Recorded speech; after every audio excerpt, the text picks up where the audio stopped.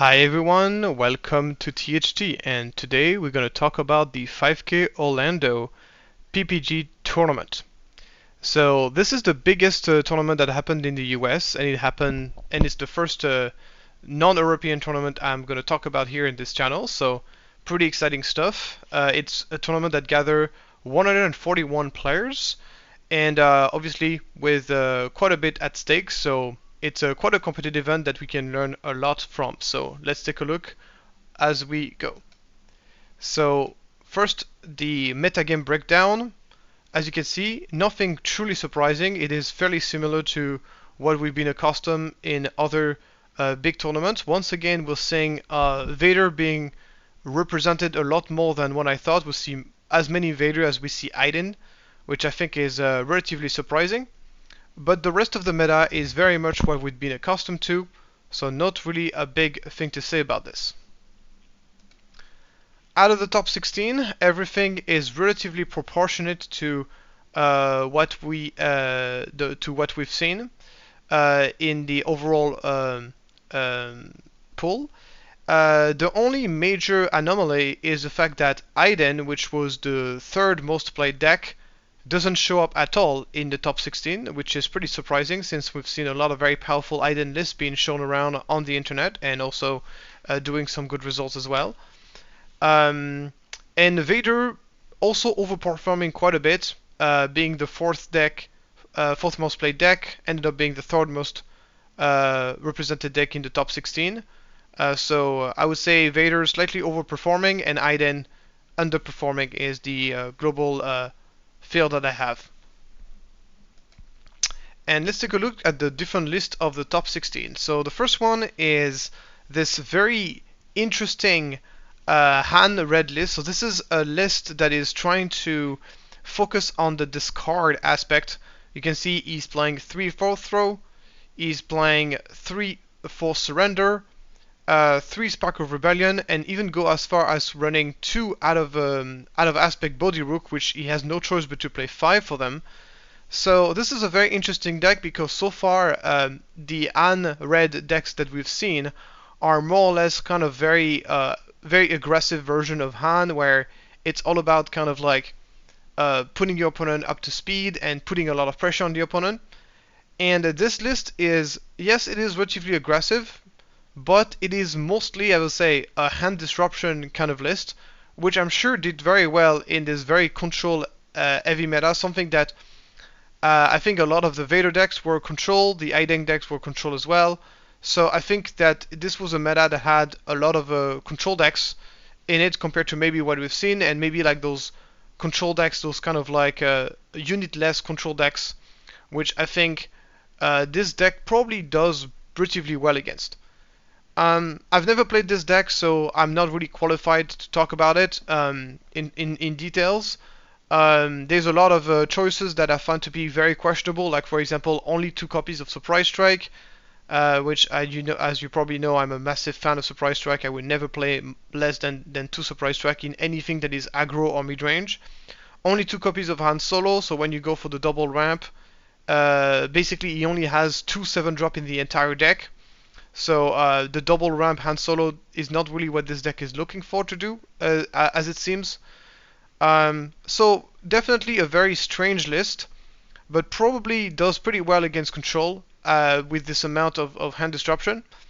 I'll be curious to know how well this deck did in other matchups. So this player ended up with a 6-2 record. So I'm interested to know. And he basically lost in the top 16. So basically his final record was 6-3, if that makes sense. Big thanks to who actually was the one who uploaded all those lists on Star Wars Unlimited DB, because some of those lists were simply just photographs of the cards laid on the table, which is not super readable for a video. So thanks to him to put together all those lists, so we are able to see them properly. So moving on to the next list, we have Trent Dupont and his director Krennic Green.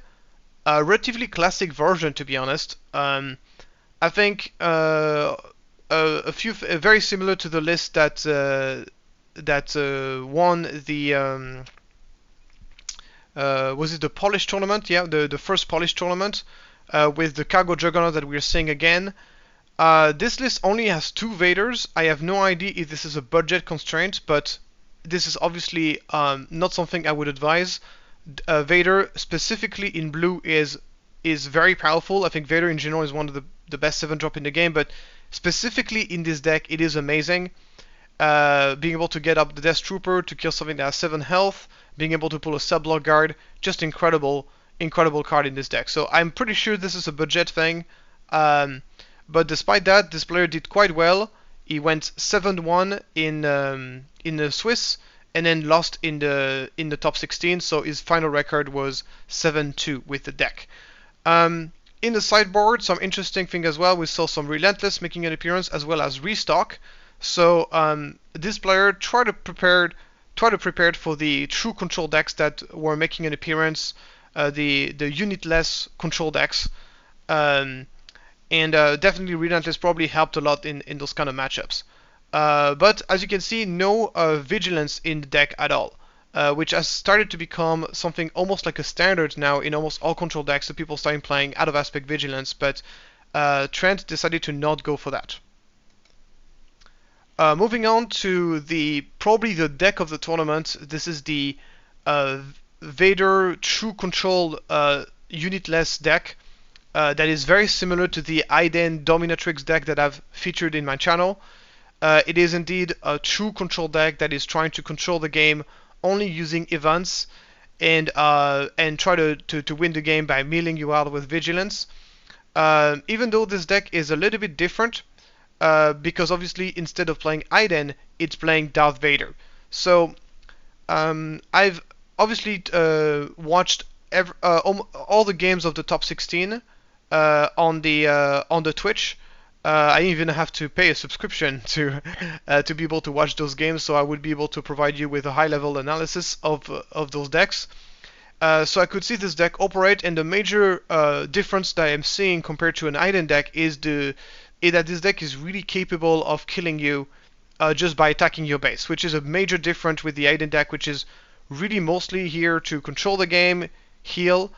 And my big takeaway from this is that this deck is probably better against other control decks and against mid-range decks in general, because I think Vader as a unit is really provide a significant threat.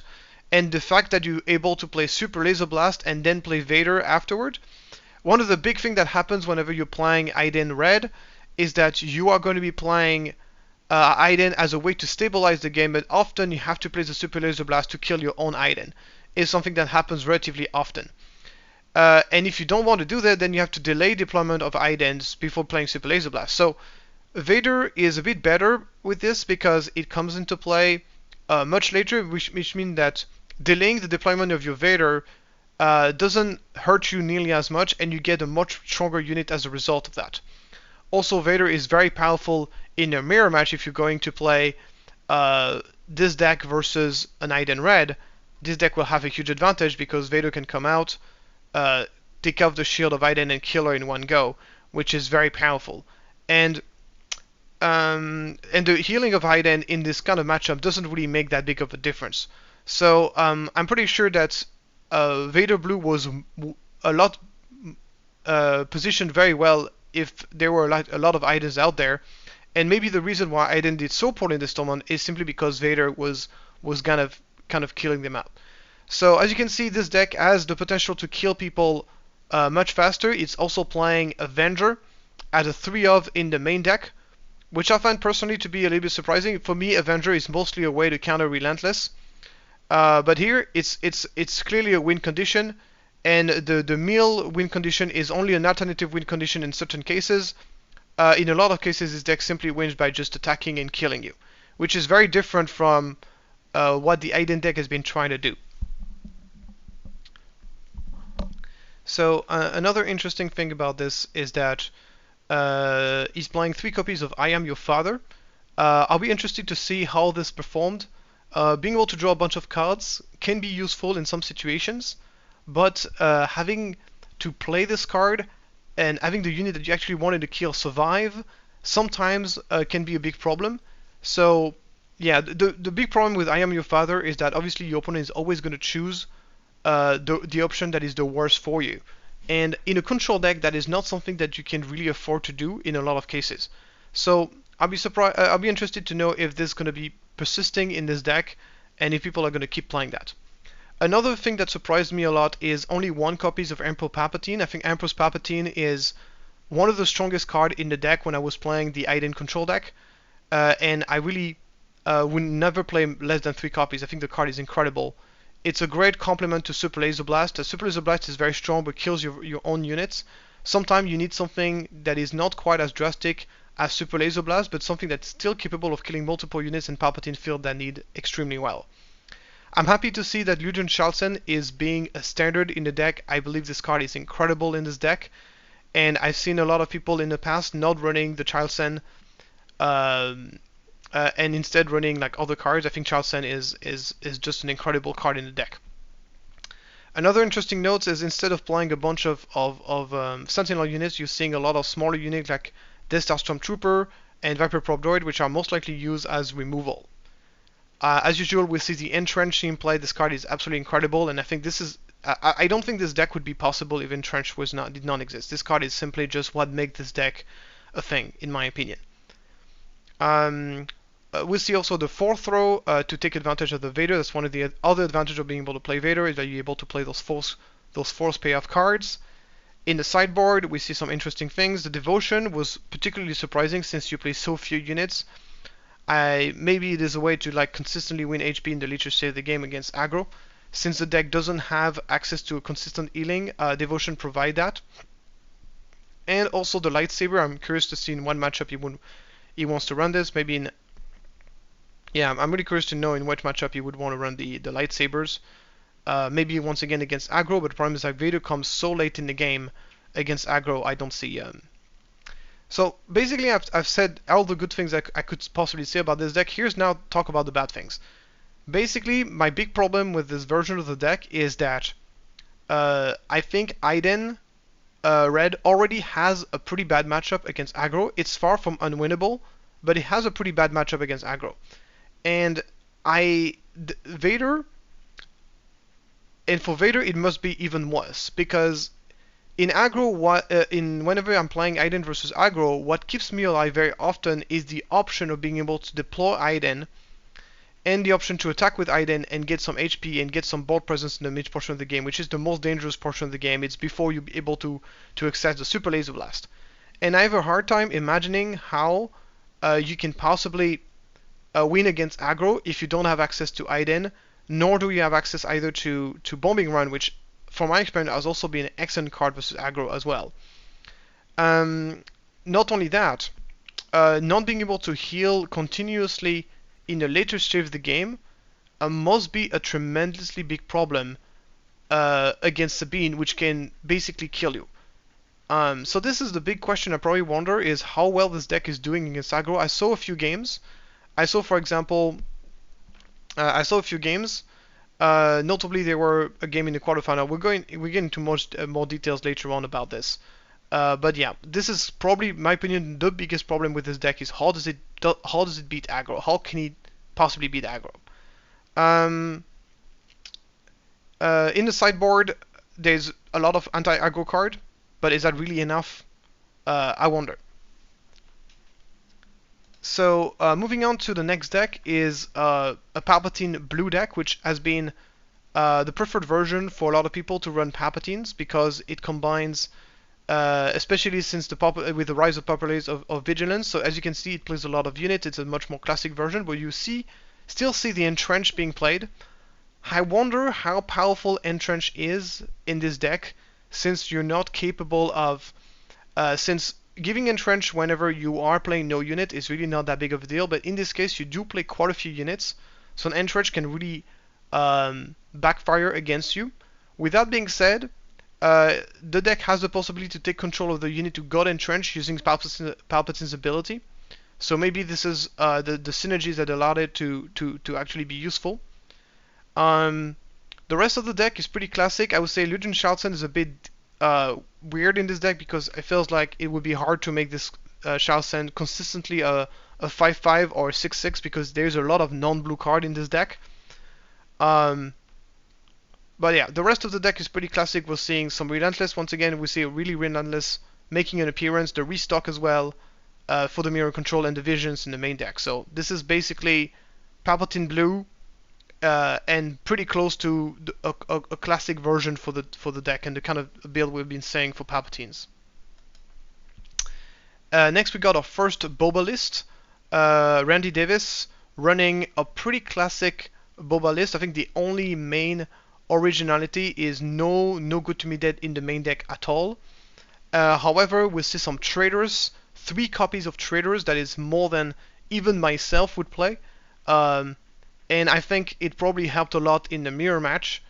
The rest of the deck is relatively classic, 3 Change of Hearts, and no specific tech to deal with the unit-less control decks.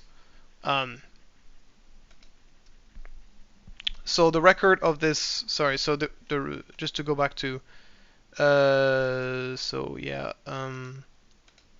so the record of the Vader deck was 6-2, and the 2 losses probably against aggro deck, I would guess. So it ended up with a record of 6-3. 7-1 was the record for the Palpatine deck, so final record 7-2. And for Randy, his final record was 6-2 as well, so 6-3 in the end. Then we got John Tada running Sabine Green, and his record with the deck was 6-2, so final record 6-3.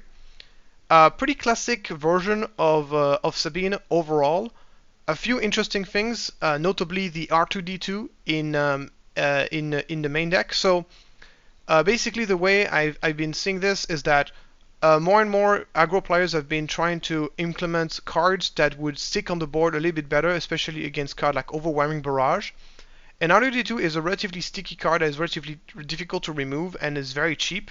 So it's a low investment and a card that is likely to stay on the board and do like little trinket of damage.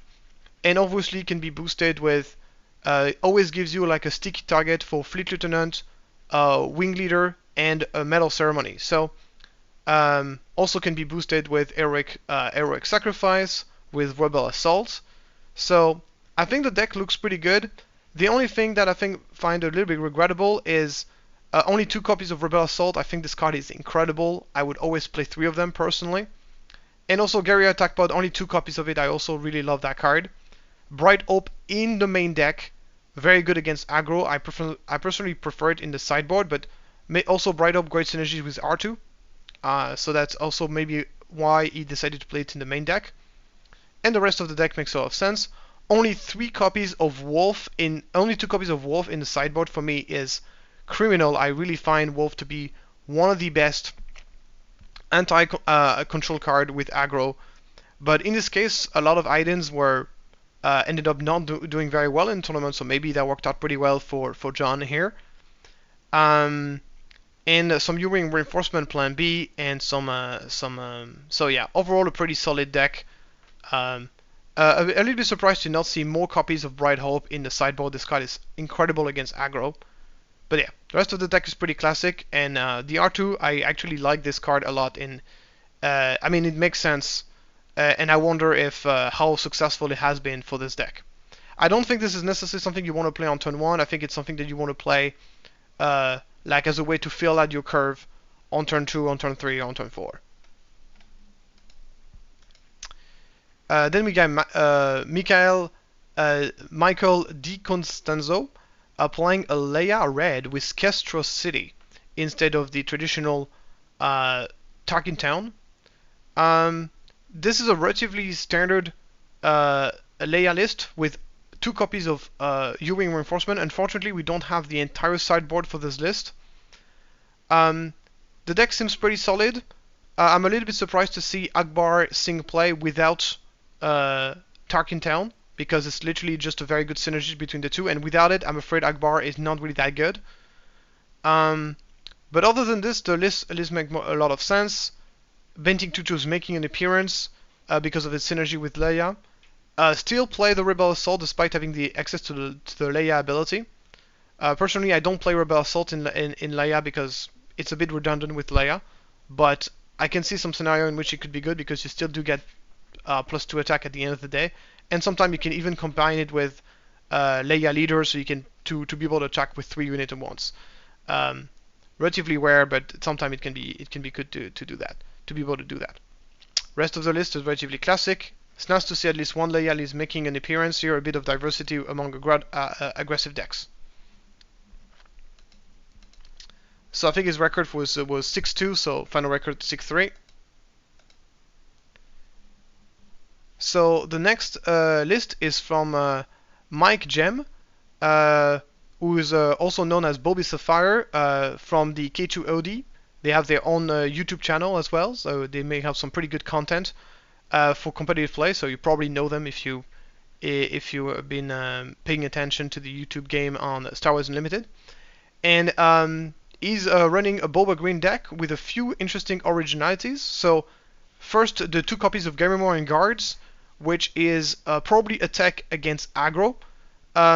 There's a lot of Boba Green. Boba Green is traditionally very strong against aggro, but a lot of Boba Green have been taking out a lot of stuff against aggro in their deck to gear their deck to fight better against control. So it's interesting that in this case he decides to run the Gamorrean Guard. What I don't like about the guard is like it's pretty bad against Bossk. In other matchup, it feels pretty bad in other matchup, but it feels pretty good against aggro, because against aggro, going for a ramp, a resupply on turn 2 is often not something that is wise to do if the opponent put a lot of pressure. And if you're not going to go ramp, you need a strong 4-drops, and Gamorrean Guard is by far the best 4-drop you can play against aggro in those colors. So that is pretty nice, but in order to put those Gamorrean Guards in the main deck, it takes out the Consultum Star Viper that we usually play in the main deck instead. I personally find Star Vipers to be such a good card in Green Boba because of Energy Conversion Lab, obviously, but also because one of the main way to beat Boba whenever you're playing aggro is to basically overrun them in space. Because if you pay attention, you will realize that Boba does not have a lot of protection in space. If the Boba player does not draw his 7th Fleet Defender, he is very, very vulnerable in space. So Consultum Star Viper is a great card, not only because it's so good against aggro, but also because it compensates that main weakness to be able to fight in space. And that's the reason why so many people play it in the main deck. But here, Mike decides to play them in the sideboard instead, and play the guard in the main deck. Not so sure about this, but that's what he decided to do. Another thing is that he's only playing 2 copies of Resupply. So, the more I play against Boba Green, and the more I play with Boba Green, the more I prefer Resupply over Super Laser Technician. And the reason is because Super Laser Technician can be played around. There are loads of decks, especially the control decks, who simply will not play any units in which you can crash your Super Laser, your SLT into. And if you cannot crash your SLT, you cannot ramp. And if you cannot ramp, your deck is significantly weaker. So, my experience is that in a lot of matchup, Resupply is a better card than Super Laser Technician, and not by a little bit, by a lot, because it's absolutely impossible to interact with. You play Resupply, no question asked, nobody can prevent you from ramping. A lot of people now, they know how to play against Boba Green, they know they can prevent you from ramping if they want to. And there's loads of decks that will do that. It's the same in a mirror match. In a mirror match, yeah, well, if there's nothing, the guy is going to be playing in space, and you cannot crush your SLT, your opponent plays Resupply, you're in big trouble. So, in my opinion, cutting until the Resupply is not something I would advise, because I think it's so incredibly important to have a way to ramp that is absolutely impossible to interact with. And if I was going to advise, if you really want to play less ramp into your Boba deck, I would advise to cut on the Super Laser Technician instead of cutting on the Resupplies. I think Resupply has become a better card in a lot of cases. Especially since he's also playing recruit, so he has ways to look for those SLTs if he needs them. So I would definitely cut down on the SLT over cutting the resupply. But to be honest, I would just play each of them, which has been the standard, and there's been a good reason for that since it's been the standard. The last card is that is kind of out of the box, I would say, is the recruit, which allows you to basically get a selection of cards, gives you more chance to find your fire sprays, gives you something to spend your resources on because Boba has this ability to unexhaust resources. So sometimes you don't have anything that costs 1 that you can play, while Recruit gives you something to play whenever you untap resource. So it's a card that we've seen before in Boba Grain. It's not new, but people have been going away from Recruit simply because they didn't have the space for it. But I think the card is very solid, and there's some good reason to play it. In late game, it allows you to search for the Vaders that you need. It gives you more chance to find the Boba Fett. Also gives you more chance to find the Super Laser Technician if you want to ramp on turn 2. That kind of thing. And I think this is pretty valuable. In the sideboard, we see a lot of anti-control techs with the Relentless Emperor's Legion combo, which is a combo that I feature in my channel in How to Beat Aiden Red. Basically, Relentless combined with Emperor's Legion is absolutely backbreaking whenever you're playing a true control deck, and I'm sure this deck served them very well in this tournament. And then the Star Vipers are in the sideboard, obviously. So, pretty interesting version of the deck. There's a lot of things that I don't really necessarily agree with, but I'll be interesting to see how this plays out in the future. Now let's take so just for your information, so he went 6-2, so his final record with the deck was 6-3. Now let's get into the top 8. So top 8, first of all, we got Tyler's Teen Major playing as Boba Green. Once again, we are seeing him playing only 2 copies of Resupply, but other than this, the version is relatively classic. Also cutting down on the Surprise Strike. So you know me, Surprise Strike, in my opinion, must never be cut under any circumstance. I think this card is too good. It's too good to be avoided. I think cutting down on Resupply for the exact same reason I said earlier is a mistake. Here's the thing that I like about this. So no Bossk at all in this version. All the Bossk are in the sideboard. Which is something that I can see. Bossk has become kind of less and less valued by Boba players, even though it still is a classic. There's still some against aggro. It's very strong, specifically against aggro. But I find it surprising that he prefers the Bossk. He prefers the shoot first over the Bossk. Prioritizing the shoot first over the Bossk is very surprising to me. The interesting thing is that so for his anti-control decks, he decided to include Spark of Rebellion, out of aspect Spark of Rebellion, which is not necessarily a bad thing. Like Spark of Rebellion even for 4 can be very effective against true control decks.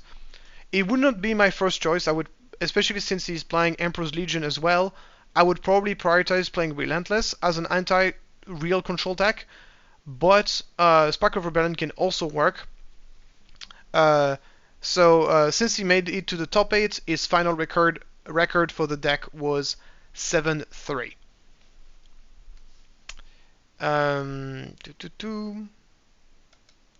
Next we got Richard Douglas, who was the only player who was undefeated during the Swiss part of the tournament, and he's playing a very classic version of Sabine Green. Outside of the R2D2 and the Dodonna, the version is very much what you would expect, so nothing particularly surprising. He's really capitalizing even more on the R2 by playing the Dodonna and the Wing Leader, and the 3 Metal Ceremonies. So he's really trying to squeeze as much value as possible out of those R2. I love the Zeb Aurelius in the sideboard to really take people by surprise with the Energy Conjunction. I don't know if people were able to see each other's deck list, but if people don't, Zeb Aurelius can really take people by surprise, which I find very cool. Something though that I found a bit weird was absolutely no Garia attack pod in this deck at all. Okay, so I don't exactly know how I feel about this. I find the attack pod to be a very powerful card, but I'm not an aggro expert, so maybe aggro players have started to cool off a little bit on that card, even though I still think it's an incredibly good card personally. But so his final record with the deck was 9-1, which is pretty impressive. Next we got Daniel Alcala, who's playing the good old Vader Grain. And his version is extremely greedy here. 3 Vader, 3 Walkers, 3 Palpatines, and even 2 Devastator in the main deck. And even playing Piet. Only 1 copy of Piet, but still. So this is a deck that I'm very familiar with. I'm a big fan of Vader Green. I even made a deck list about it. And here the biggest originality of his deck is the fact that he's not playing Energy Conversion Lab and playing Command Center instead. So I think the more I think about it, and the more I think it makes sense, because I think that the aggro matchups improves tremendously by being able to play 5 extra HP. However, all of your matchup gets worse, so that's the thing. So I'm not sure exactly how I feel about this, and I would definitely need to try. Definitely you are losing a lot of things by not playing ECL. For example, now because you're not able to ambush Ruthless Raider or Interceptor into the opponent's fire sprays, it becomes a lot more difficult to deal with fire spray with this deck, unless you already have a big unit in play and you can barrage it, but it becomes very difficult. It also makes it so you can't play the Super Laser Technician. ECL play cannot be done anymore, which is kind of a big deal, especially you can't go for the turn 3 Vader anymore because you don't have ECL. So there's like a lot of downside of not playing the ECL. It really makes all of your other matchup worse. Yeah, so we're seeing people more and more going away from ECL. I think there are some decks in which it completely 100% makes sense to go away from ECL.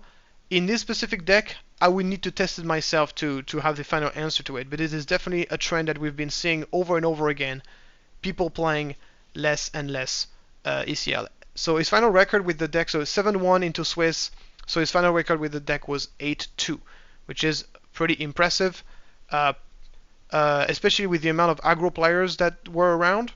I wonder what his record against aggro was. He has a pretty sideboard plan against aggro with Bombing Run and Custom Star Viper, and once again we're seeing the Relentless sync play. I love seeing the Piet in the sideboard. I think Piet is an incredibly good card whenever you're playing against another grindy matchups. Being able to give ambush to those Relentless, to those Ruthless Raiders, to those Walkers, to those Palpatine is just incredible. Also 3 Traitorous in the main deck, which I think is incredible as well, especially against Boba. So this deck probably had a very good matchup against Boba, and maybe did pretty well also against the spell-less unit, the unit-less control decks that have been roaming around. Next we got Frank Myers and his Sabine Yellow.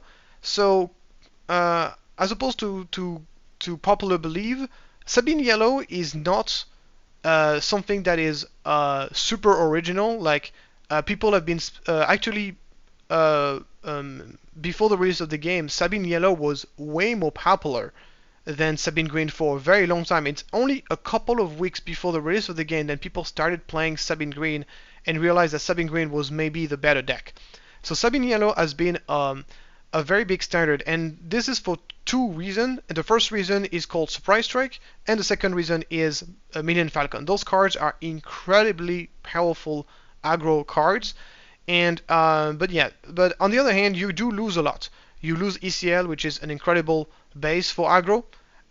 You're losing a lot of powerful 2-drops like Battlefield Marine and Echo Base Defender, but you do gain some other stuff. So overall, even though Green Sabine has proven to work better, there's still a few people out there who think that Sabine Yellow is better, and some of them have been having some good results with the deck. So this version is a little bit wild. There's a couple of very crazy things, like for example the Azurit Gunship, as well as Chewbacca, which are probably excellent card against aggro, but I don't see how they can be so good in other matchups.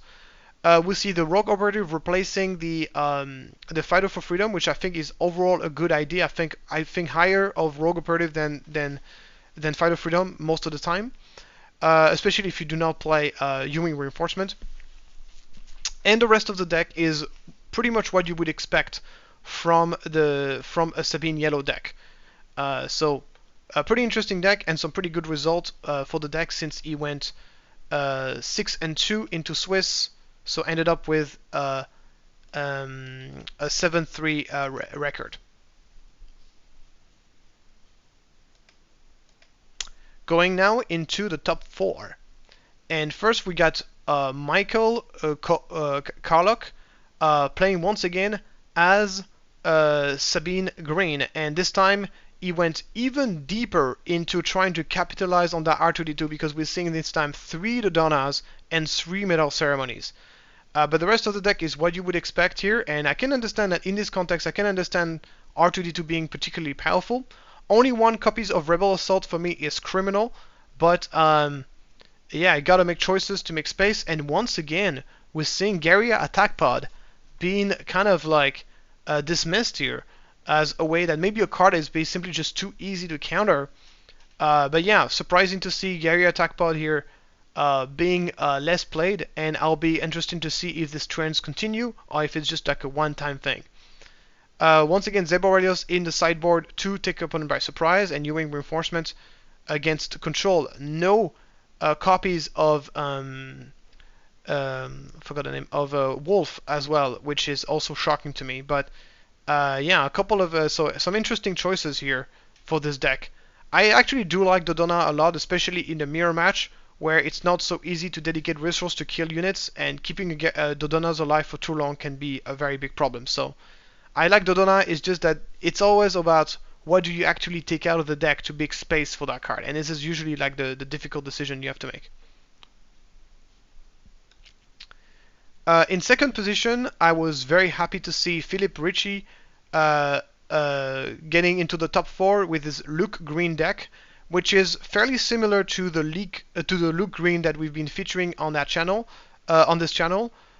Playing, of course, the Allen's Dispatchers, the Resupply to try to ramp into those very powerful late-game cards like U-Wing Reinforcement, Luke Skywalker, Obi-Wan, Redemption, and in this case, Obi-Wan as well. Personally, I have a preference in Redemption going into the meta because it's so good against Boba, and I'm relatively shocked to see only 1 copy of Redemption in the entire deck, even after sideboard. But in this case, Philip preferred to go for Obi-Wan, probably because Obi-Wan is a far better card against Control. And I think in this current meta, I do not necessarily disagree with this play. The only problem is that his deck does not have a lot of counterplays to compare to most of the version of Luke that I've been seeing. We're playing Vanquish, we've been playing Redemption. This version basically only plays Bright Hope as a way to counter Fire Spray, and it worked out pretty well for him because he basically drew, I don't know how many Bright Hope he drew in his matches against those Bobas, but he was drawing so many of them. And he managed to beat Boba, which is honestly supposed to be a very bad matchup for the deck. So congratulations to him. Another big originality of his deck is the 3 copies of Devotion in the deck. I think so. This has 2 purposes. The first purpose is, of course, a recurrent way to gain HP, and the other way is to put some of your unit out of range of certain other cards. If you are capable of going, of giving your unit like more HP in certain matchups, this can really save your unit. For example, you're playing like a Devotions against Yoda. Suddenly the Yoda cannot be ambushed and killed by a Bosk anymore. That kind of thing, or it could protect against Boa. Like, it can really take people by surprise and allow you to kind of like protect your units, which can be very beneficial. The rest of the deck is pretty standard. I love the Escort Skiff in the sideboard, very good against aggro, and also a couple of restock for the Control matchup. So one thing that I really wonder is how this deck was possibly able to win against real Control decks, and we saw this against the unit-less Control. This deck has tremendous amount of difficulties because it's not fast enough to really overtake the Control decks, and the Control decks have a easy time just getting rid of the threat one after the other. So this deck probably has loads of trouble against Control, and it's a miracle that he managed to get that far with all the control decks, the hard control decks roaming around. I don't know if there were so many of them in the end. I would have been very interested to know how many of those Iden decks were actually Iden control decks. But for sure, this has probably has. So I would be interested to see exactly against whom he's been facing, because here those two restock is definitely not going to be enough to beat a true control deck, I think, and I think we saw that during the semifinals. Yeah, so also another, of course, big thing, I forgot the elephant in the room here. He's playing Echo Base instead of Energy Conversion Lab. And once again, it is not a few months ago, I would have called crazy anybody who's playing green without Energy Conversion Lab. But the more I playtest, the more I see people starting to go away from Energy Conversion Lab and starting to play those 30 HP bases. And in this deck, I feel like I not necessarily agree because I think ECL is just amazing with Kanan, amazing with a number of cards, and I'm not sure if I agree with this, but it served him well. I think his deck is extremely well geared against aggro, and with the amount of aggro decks that we've seen, you can see this deck probably did very well against aggro, mostly because of that very reason. Now we're going into the top two. Also, I just wanted to mention that this deck went 6-2, so his final record was 7-3 then. Oh, no, 6-2, so his final record was 8-3 then. So pretty good record. In the top two, we saw Andrew Cox and his Boba Green that is very similar to the one of Bobby Sapphires. They probably playtested together. And one major difference though is the 2 copies of Cunning, which is something that I've seen more and more Boba players running out of aspect Cunning, which I think is very strong against other Boba decks and against aggro, because very often those matchup end up in a race, and Cunning is one of the best racing cards in the entire game. The ability to tap down the enemy units and give +4 attack to your own is just absolutely backbreaking as a racing card. So Cunning, for that reason, can be very, very strong, and 2 copies of it in the deck makes a lot of sense. So overall, I think I like the deck a lot. Once again, he also plays 3 resupplies, which I think is the correct play. So I feel like his version of the deck is a little bit better tuned than the one of Bobby Sapphire.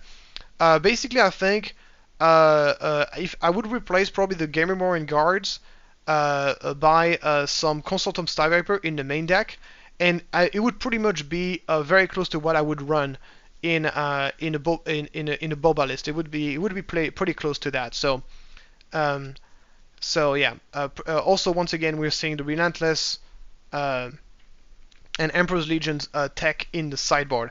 Also, personally, I love Change of Hearts against Control much more than I prefer a Reinforcement Walker. Very often, I feel like Reinforcement Walker makes me want to play like kind of a slower game, and I feel like it's kind of a losing game if I'm running against a super heavy control deck. I would rather just try to double down on the aggro plan and play some Change of Hearts, and yeah. So that's kind of how I felt about it.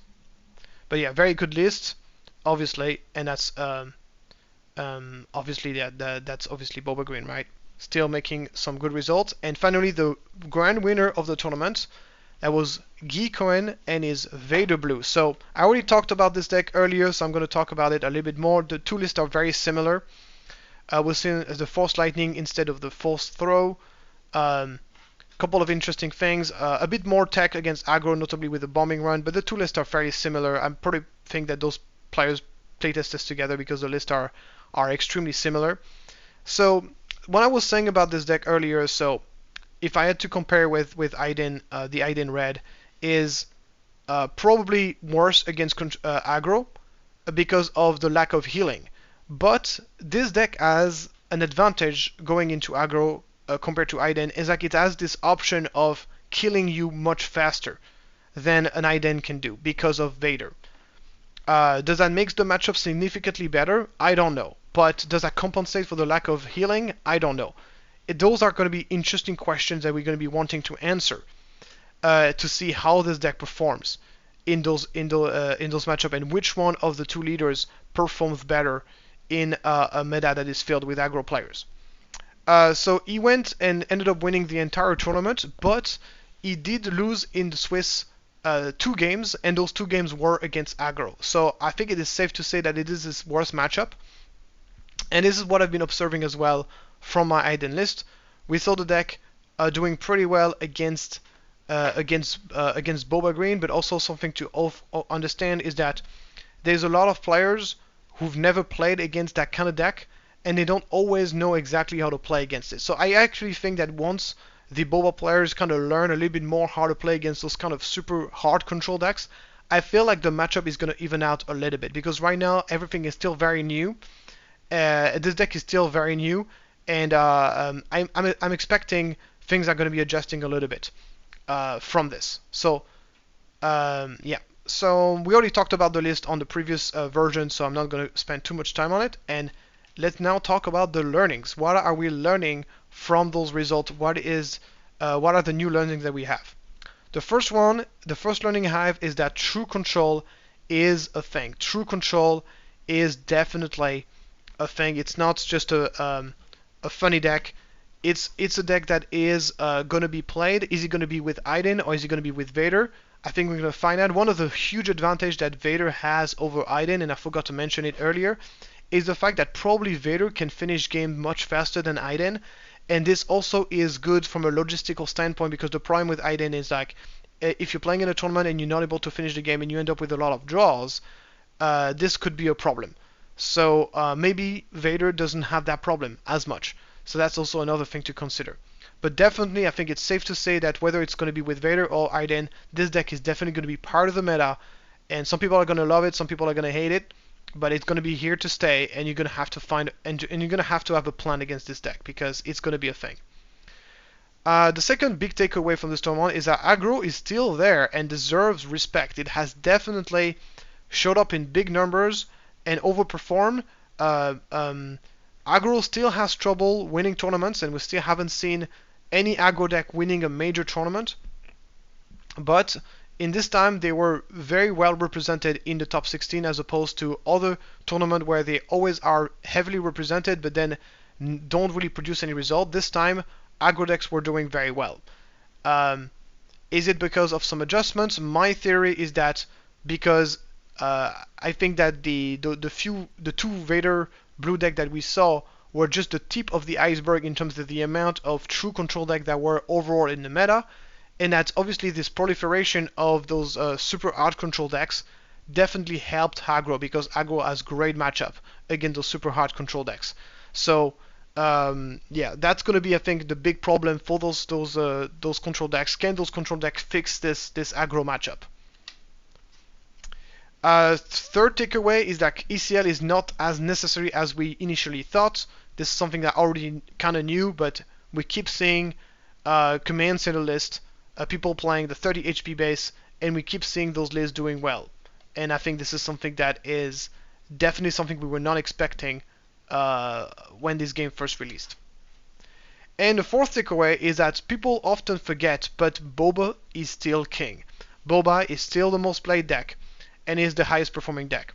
Like if you, I mean, obviously it makes sense that there's a lot of Boba players in the top 16 if the deck was very played, but at the end of the day, you see certain decks like making a big performance, but the real meaning is in trading card games is consistency.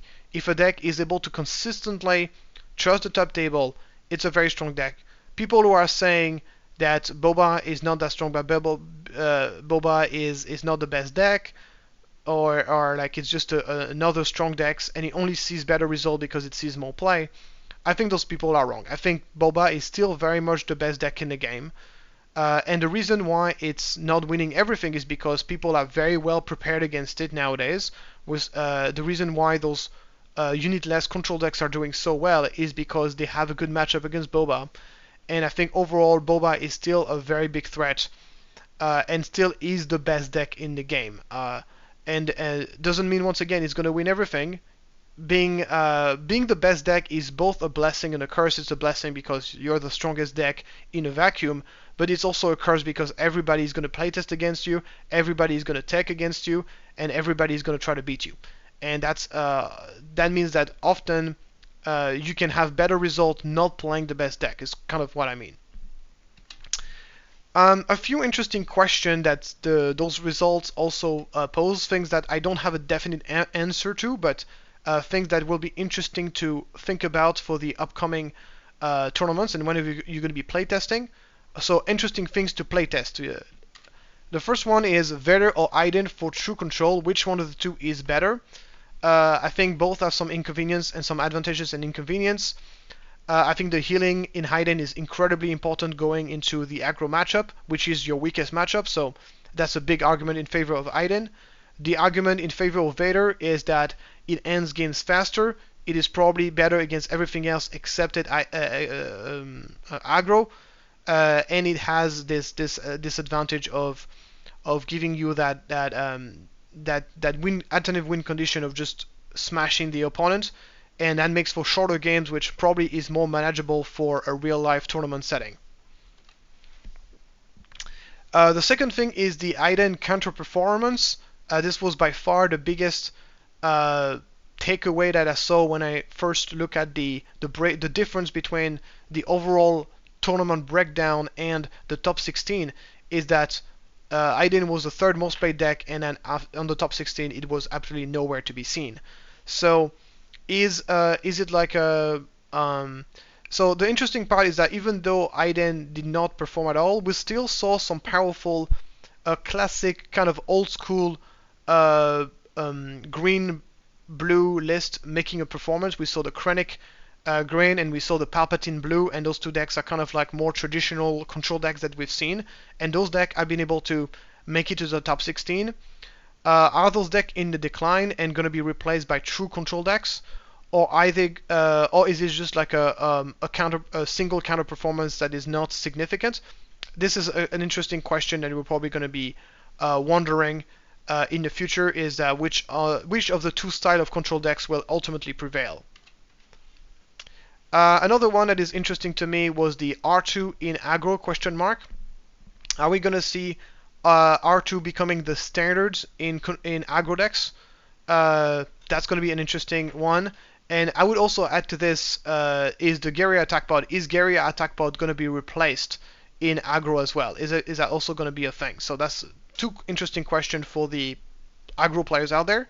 And some interesting question for the Boba. Is the recruit / Gamer Guard / Cunnings, is any of those three cards going to become a standard in Boba? Personally, for the Gamer Guard, I'm not very optimistic. For the recruit, a little bit more. However, really the card that I think has really started to be a pretty big breakthrough in Boba is the Cunning, out of aspect Cunning in Boba. Like we've seen SIP really heavily advocating it for it. We saw some people in the Top Cut tournament advocating for Cunning, advocating for Cunning in their Boba decks. We saw so Cunning is really starting. We saw Breaker, Astrotech putting some Cunning in their deck, and seems to think that the card is very good. In my opinion, I think Cunning is very good in Boba on certain matchups, and I would include it as a 1 or 2 of. But I don't think I would include this as a 3 of, personally. But I could be completely wrong. I haven't played a lot of Boba Green recently, so I could be completely wrong about that.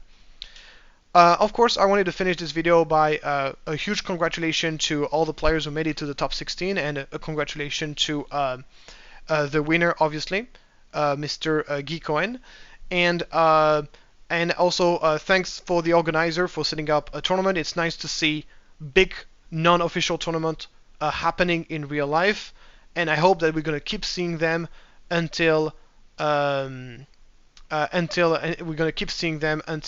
official tournaments from FFG start pointing their nose.